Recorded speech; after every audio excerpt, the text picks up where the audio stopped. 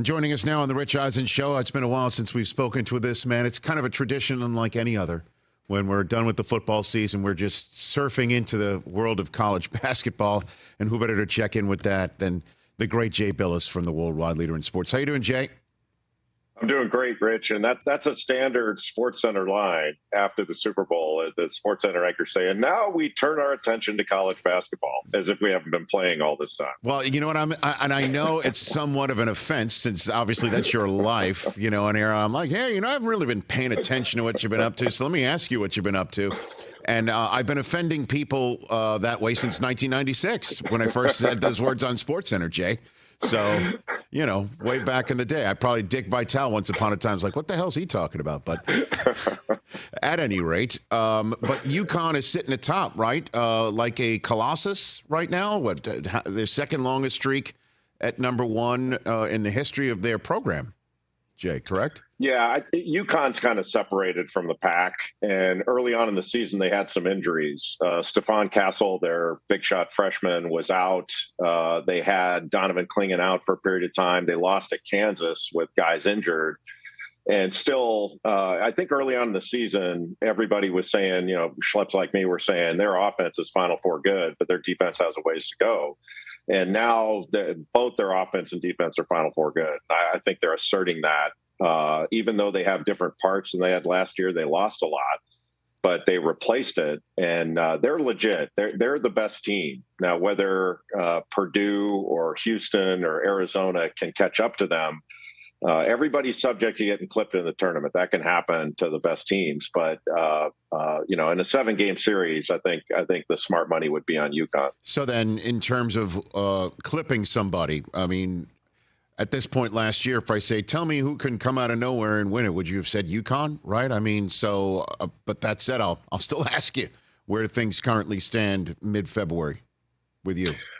Well, I mean, I think we have more. I've always recoiled when I heard the word parity years ago because I felt parity was something that coaches said to excuse losing. And because there wasn't parity. I mean, parity essentially means equality, and there's not equality across the board among the big shots in college basketball. But this year, I'm starting to say, you know what? It's starting to look like that. It's harder to win this year on the road than it's been in past years. It's always been hard, but this year the numbers prove that it's been harder.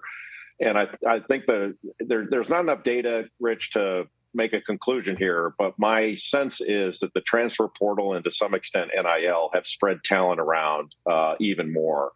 And that's what most fans said they wanted. They wanted parity, and they have it. But UConn is just a little bit better than everybody else right now. Purdue is not far off, but they're not the most athletic group, and I think they're subject to get beat a little bit more than UConn would be in a tournament setting. I would say that we've got a bunch of teams out there just below the top 4 or 5 that all kind of look the same. And as far as what they've accomplished and what they're capable of, I do think that obviously getting hot at the right time and being healthy at the end of the season and, fresh mind, fresh legs are going to be important. But as far as selection and seeding, the committee is going to be, I would guess, is going to be relying mostly upon, all right, who stacked up more quality wins than the other? I mean, how are they going to tell these teams apart except saying this team had a better road record, therefore they're a 4 seed, this other team's a 5 seed? There's really no other way to do it. You can't look at these teams play and say, okay, Texas is better than Texas Tech because their records are so similar. Jay Bilas here on the Rich Eisen Show. That was going to be my follow-up question. You kind of hit on it, so let's expand on it, is how NIL and transfer portal has affected college basketball, so much being focused on the world of college football, the SEC and the Big Ten getting together saying we're going to have an advisory committee on so many of these subject matters. So how do you see it hitting the college basketball world, Jay? Well, I think it's going to do the same thing it's done in football. I mean, the transfer portal has meant that big shot players that are playing on a lower level, maybe mid-major or below, are transferring up. And one of the best examples of that is Dalton Connect at Tennessee. He was at Northern Colorado. And the truth is, Rich, I saw him play 2, maybe 3 times. And the reason I did was I was watching the game because there was an NBA prospect playing on the other team. And that's how I saw Dalton connect. I wouldn't have seen him otherwise. So he transfers to Tennessee. He's the best player in the league. And he's going to be a lottery pick in this year's NBA draft. And there are a number of stories like that where these players who are under-recruited out of high school went to a mid-major, have transferred to major college teams, Power 5, Power 6 teams, and they're leading scorers. They're great players. And we're seeing that more and more. And in today's landscape, you hear the coaches at a mid-major level saying, look, we invested all this in this player, and the player gets really good, and then he leaves. Well, isn't that what coaches do at the mid-major level? They win, and then they, of course they do, and they should. Why should a player be relegated to a certain level based upon where he was projected out of high school? So that's helped. And you've seen major conference players that didn't play as much go down to the mid-major level, and they're doing really well. So I think it's been overall a good thing for the players. Coaches don't like it because they claim, you always hear the thing about, well, there's no loyalty anymore, and it's transactional, as if it wasn't transactional before. And how do you build relationships? You think all these guys should go coach in high school if they want relationships. It's business, and the players are participating in the business now, and I think it's worked out just fine. Well, we're seeing in college football, Jay, Chip Kelly just left UCLA as the head coach of UCLA to take a gig to be an OC at Ohio State after knocking on the door of the NFL to become an offensive coordinator. We saw Boston College's head coach leave to be a defensive coordinator in Green Bay, and the general sense is that they went from one form of football where there are fewer rules to the pros where there are more rules as to where you can have a free agent or when you can have a free agent, and that it seems to be an easier gig in the pros. I'm wondering if you're hearing that from college coaches as well. You're hearing it as an excuse. My thing is, hey, if you want to leave your job, go ahead. If players getting paid is so difficult for you to wrap your head around, then go. I mean, nothing's stopping you. Go ahead. I mean, I don't know the Chip Kelly situation at UCLA. Did he leave before he was pushed, or was he leaving because of NIL? I think it was a little bit of both, Jay. I mean, and it's not just. I don't think they have a problem with kids getting paid. I think they just have a problem with kids being told it's an inducement. You understand how NIL wasn't supposed to be really an inducement. And then there's really no rules. Like a kid could be told, hey, you can get paid this. And then somebody comes in a transfer portal. That kid then doesn't get paid. He doesn't get the job he was promised and things of that nature. And that there's really no rules around how you pay the kids and when a kid can actually leave. And they're having some issues with that. And that's why there's commissions being formed on this subject. That's fine. That's fine. And good luck with it. But the solution is simple. And the NCAA and the member institutions just don't want to do it. The solution is sign the players to contracts. They're employees, and you can sign them to a contract and put a buyout in it if you want, just like with coaches. I mean, the Boston College coach left to go to the NFL. First of all, he had NFL ties before that. He was in the NFL before he went to Boston College. But then you saw somebody leave from the NFL to go to Boston College. So what does that say? This to me is just, kind of, and I love all these coaches, but it's just more coach complaining. They're making a ton of money. Things have changed. Adjust to it. And it's not that big of a deal. But if the NCAA wants to fix this, they can fix it tomorrow. All they have to do is take off all restrictions for schools paying their athletes, and they would sign them to contracts just like they do coaches and administrators and all that. It's really not that difficult. But we're trying to walk the line of maintaining amateurism, which is dead. And then we're complaining about NIL. It's not what we thought it was going to be. What did they think was going to happen? I knew this was going to happen, and you and I talked about it. Mm-hmm. The schools want to pay the players. They want to have the best players, and they're going to do what it takes to get them, and they're going to compete in the marketplace to do it. And once players are allowed to be paid by, and this unilateral wage restriction that the NCAA is using, which is violative of federal antitrust law, things will normalize. And we won't have to worry about the transfer portal. You sign a player to a contract, put a buyout in it, put conditions in it that are bargained between the player and the institution. It won't be a problem anymore. Just like they don't worry about coaches transferring from one school to another. They pay their buyout. It's orderly. And everybody knows what the market is. It's just not that big of a deal. And, Rich, the NCAA's got a freight train coming down the tracks right at it. And it's called the House case, and it's being litigated by a lawyer named Jeffrey Kessler, who won the Alston case. Yes, and that's for damages for TV revenues and the like. So the NCAA is looking at a judgment in that case of $4 or $5 billion, and that means their rules are going to be tossed out as well. So they're going to do this. It's just a question of whether they're forced to do it by the courts, whether they're forced to do it by state and federal legislation. But their only hope right now is and they're spending a ton of money doing it. They're lobbying Congress to get an antitrust exemption so they can continue doing what they've been doing, which the courts have said is illegal. The Supreme Court said, the NCAA is not above federal antitrust law. And that was a pretty clear signal that it's over. And they don't want to admit it. Jay Bilas here on the Rich Eisen Show. Yeah, I mean, so many fans hear about collectives, right, at schools, collectives, and that where folks are getting together and raising money, essentially, and helping keep teams intact where players might not go pro earlier than that. I mean, I guess collectives would be over under the concept of just a collective bargaining, correct? Yes. Okay. Yes. Right. And the collectives, yes. The collectives sprang up, Rich. I didn't anticipate this. I knew it would come in some form. I just didn't know it would come in the form of collectives.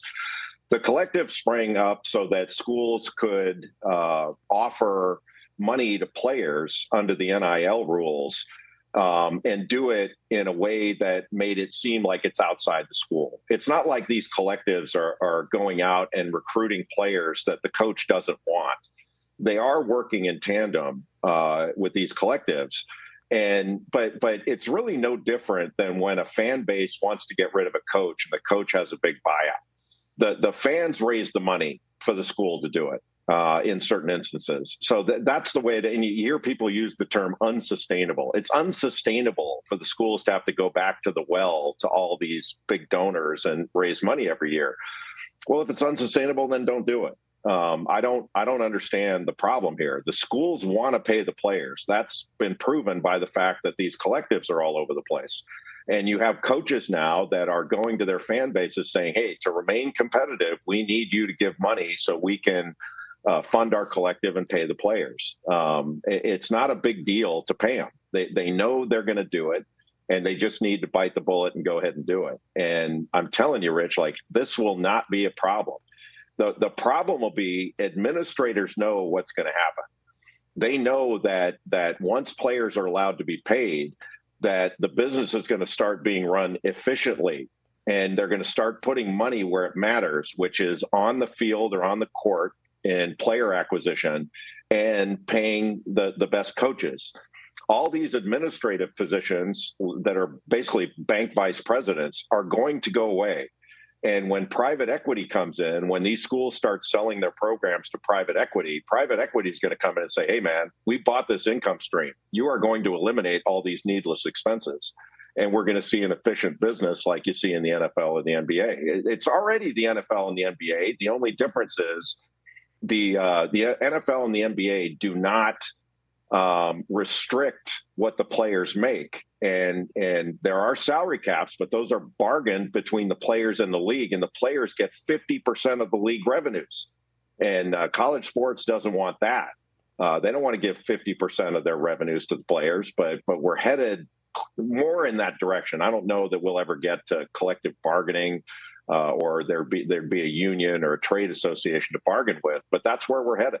Well, I mean, isn't, if I'm not mistaken, Dartmouth already trying to unionize or has gotten the green light to do something like that? I mean, so the question is when does all this happen? I mean, you mentioned the name of the lawyer, Jeffrey Kessler.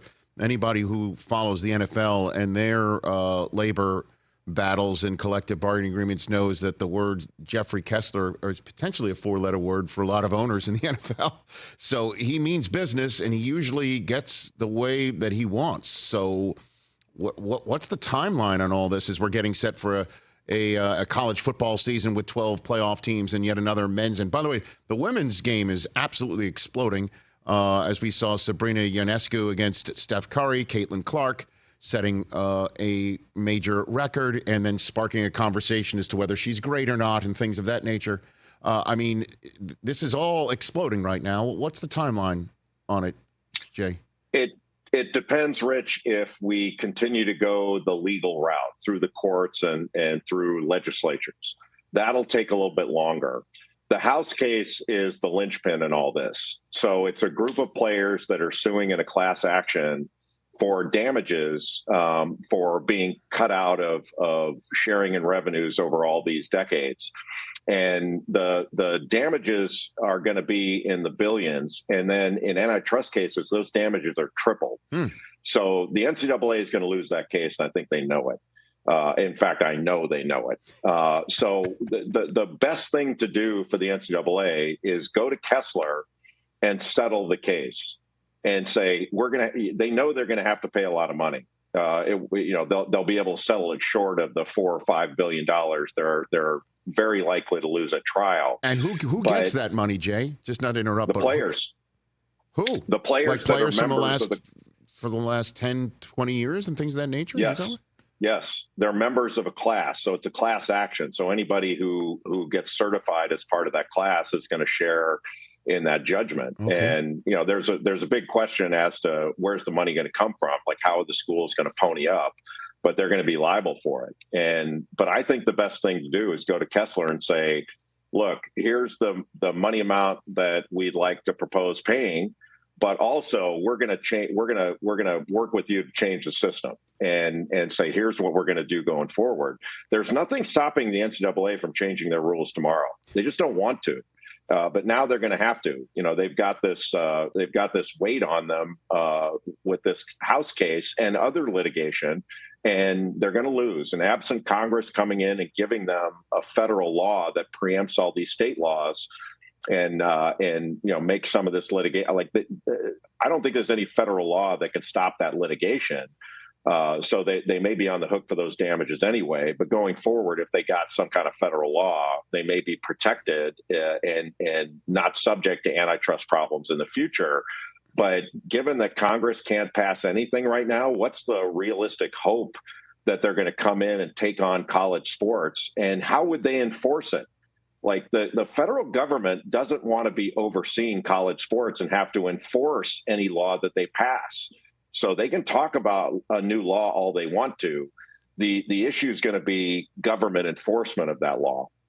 So the timeline, just to put a point on it, would be, what do you think? Where things completely change and blow up, and we're going to have to take a look at the athletics differently. The House case is scheduled to go. The House case is scheduled to go to trial at some point in 2025. So we're looking at a period of a few years here. I think the prudent thing is to do things now and get moving on it. But when has the NCAA done the prudent thing? They've made so many just horrific mistakes, including petitioning the Supreme Court for the Alston case. That was profoundly stupid, and they got crushed 9-0, including a concurring opinion by Justice Kavanaugh that the NCAA said, well, that's not law. It may not be law, but every lower court is looking at that, and they're taking direction from it. So, look, it's over. The players are going to be paid.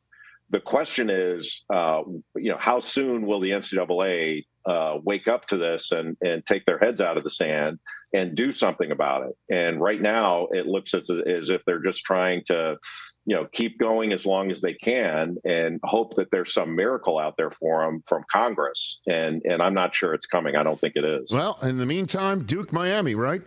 Coming up? Yeah. Okay. Yeah. You're doing that game? You're ready to roll? Yeah, doing that Wednesday night in Miami. You get to do a game with good weather where I don't have to worry about snow and all that. It's kind of nice. Fantastic. Jay, I really appreciate it. Like I told you off camera, I'll say it here too. where I'm like, I have not spoken to Jay in a while, and who do I want to talk to on this Tuesday? And you were that guy, and I appreciate you taking my call. You're the best. Well, you're speaking to all my fellow actors like Dolph Lundgren. I figured, the star right. No, of that once again, movie should have been in it. You texted what is this again? You were in what film with Dolph, Jay? The film was called I Come in Peace. It was around 1988, 89. It came out. I played an alien cop in the movie and had a death scene with Dolph Lundgren and Brian Benben in the back of a car. Where my head exploded, and it was Oscar worthy. I got snubbed by the Academy, and I'm still not over. I can see. So you and Dolph had any chit chat when the cameras weren't on, Jay? You had one of those? A little bit. Okay. Yeah, a little bit. I mean, he was. The best part was when Dolph is a martial arts expert, and he had a fight scene with a bunch of stuntmen, and he had to do a roundhouse kick, and he was wearing cowboy boots, and he missed. He didn't execute the kick as precisely as he wanted to, and he wound up kicking the guy in the face, and it was pretty jarring. I mean, that dude could fight. Okay, so who'd you learn more about acting from, Dolph Lundgren or Ken Howard in your White Shadow? Ken Howard. Okay, Ken Howard. He was a savant. So that's really where it all started, was with the White Shadow. That's the origin story. Jay, you're the best, man. Take care. We'll chat again soon, please. Always a pleasure. Yeah, right back at you. The great Jay Bilas of ESPN right here on The Rich Eisen Show. Catch The Rich Eisen Show every single day on the Roku channel, 12 to 3 Eastern, for free.